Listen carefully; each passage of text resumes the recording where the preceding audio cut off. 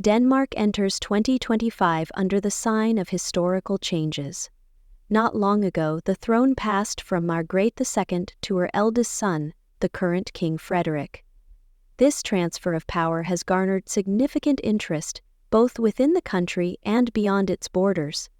For the first time in 52 years of Margrethe II's reign, the most respected monarch of the kingdom, the Danish crown has landed in the hands of the energetic and modern Frederik, who has become a symbol of a new era. However, despite the obvious changes, continuity and traditions remain an integral part of the Danish monarchy, especially on the eve of the New Year's celebration.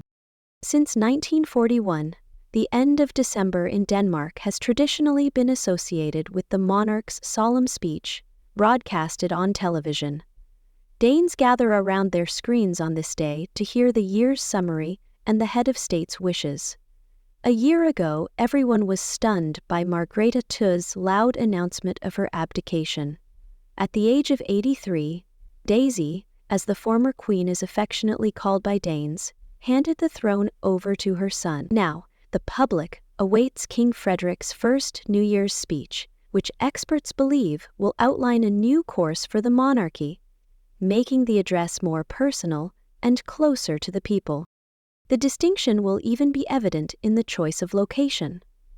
According to official information, the king will not speak from the reception hall of the Christian X Palace, as his mother did, but will address the nation from his own Frederik VIII Palace in Amalienborg. This gesture underscores the new monarch's desire to speak with his fellow citizens in their own territory, symbolizing a more informal and friendly approach. While all details about the speech's specific content remain under wraps.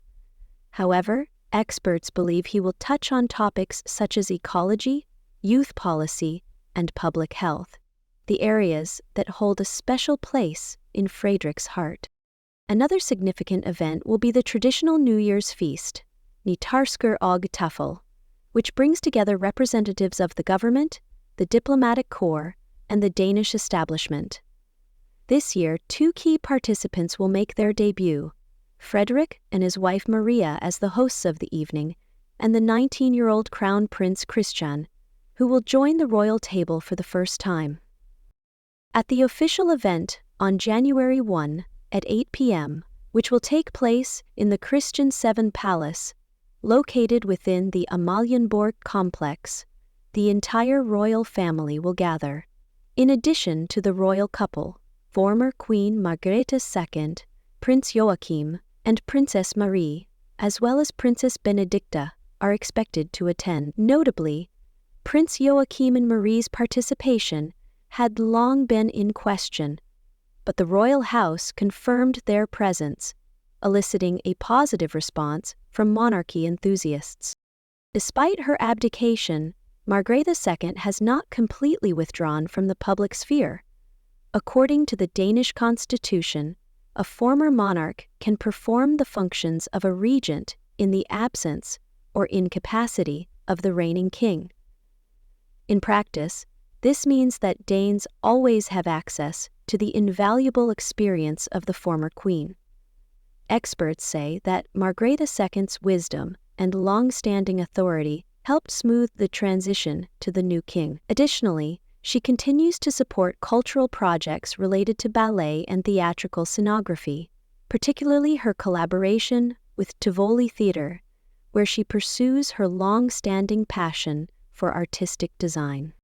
Princess Benedicta, who reached the milestone of 80 years in April, also maintains a busy schedule. From January 9 to 14, she will embark on an official trip to Ethiopia, reaffirming her status as one of the most active members of the Danish royal family. Although such swift changes at the top often come with doubts, a recent Danish State Media Service survey shows that 75% of Danes still support the monarchy. This figure is not only comparable to the ratings during Margrethe II's reign, but even slightly exceeds them in certain demographic groups. According to DR's royal correspondent Cecilia Nielsen, this result can be explained by the combination of respect for Margrethe Tex's legacy and the public's genuine interest in Frederik's innovative style. Inkenemar is activa estbo novait, distict el freira. King Frederik, known for his love of sports, especially sailing and marathons, does not hide his desire to demonstrate that the king can be closer to the people and engage in dialogue rather than merely adhering to strict protocols. His wife, Queen Consort Maria, born in Australia and having mastered the Danish language beautifully, also contributes to the modern image of the monarchy. She has long actively supported charitable causes, particularly in the areas of child health and education, which fully align with the king's ideals. End of footnote. The intrigue surrounding the New Year celebration extends beyond the royal speech and the lavish reception. December 31 is traditionally accompanied by family gatherings and fireworks across the country. However, Crown Prince Christian will have to balance personal celebrations with his responsibilities to the royal family. On January 1, he must be in top form to participate in his first official tafel. Such moments mark an important stage in his maturation and entry into the public role of the future heir. Just a week after the guest list and festivities at the palaces are announced, the Danish crown prepares for a new work schedule. On January 8, King Frederik will receive his friend, the Prime Minister of Greenland, Mette B. Egede, in the private chambers of Frederik VIII Palace. On the same day, the family will celebrate the birthdays of the 14-year-old twins, Prince Vincent and Princess Josephine. The combination of official visits and family celebrations illustrates the character of the new Danish monarchy. Traditions remain the foundation, but the royal family's personal space is also expanding. The past year has been a test of resilience for the new king, who faced the challenge of finding a balance between solemnity and modern openness. He seems to have succeeded. Frederik feels confident both in his role as head of state and as an open king, striving for dialogue. The support he receives from the vast majority of Danes indicates that the new wind in Amalienborg has been well received by society. This new year is sure to go down in history.